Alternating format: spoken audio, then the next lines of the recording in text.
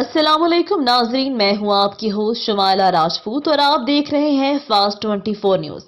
खबर शामिल करते हैं हमारे रिपोर्टर पंजाब पीर मोहम्मद फुकराज अब्बासी की रिपोर्ट के मुताबिक।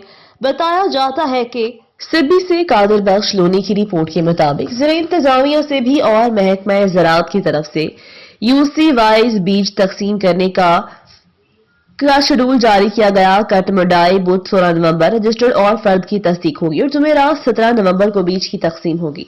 जुमेरात 17 नवंबर रजिस्ट्रेशन और फर्द की तस्दीक होगी। हफ्ता 19 नवंबर बीज की तकसीम होगी। पीर 21 नवंबर को रजिस्ट्रेशन और फर्द की तस्दीक होगी।